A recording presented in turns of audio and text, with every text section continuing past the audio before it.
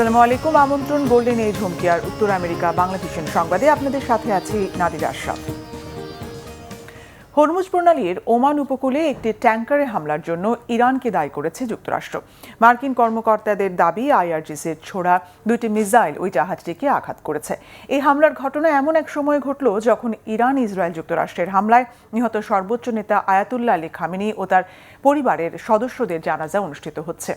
British সামুদ্রিক নিরাপত্তা সংস্থা ইউকেএমটিও জানিয়েছে ঘটনাটি ওমানের লিমা থেকে ৮ নটিক্যাল মাইল পূর্বে ঘটেছে। এতে বড় কোনো ধরনের হতাহত বা ক্ষয়ক্ষতির তথ্য পাওয়া যায়নি।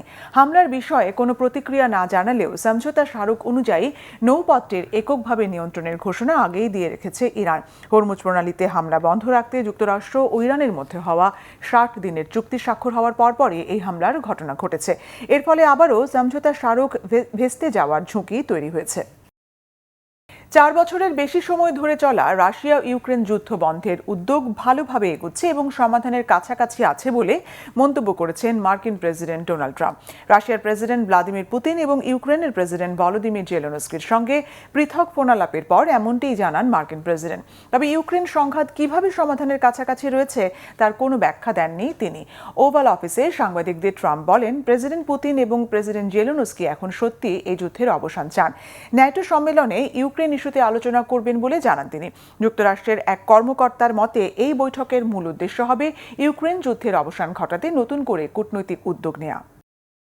ইতালির প্রধানমন্ত্রী জর্জিয়া মেলোনিকে ন্যাটো সম্মেলনের ঠিক আগে আবারও কটাক্ষ করেছেন যুক্তরাষ্ট্রের প্রেসিডেন্ট ডোনাল্ড ট্রাম্প।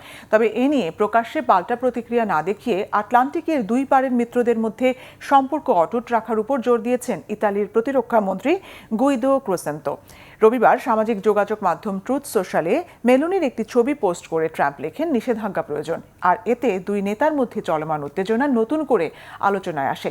এর আগে গত মাসে ইতালির একটি টেলিভিশন চ্যানেলকে দেওয়া সাক্ষাৎকারে মার্কিন প্রেসিডেন্ট দাবি করেছিলেন ফ্রান্সে অনুষ্ঠিত G7 সম্মেলনে তাঁর সঙ্গে ছবি তোলার জন্য মেলোনি মিনতি করেছিলেন।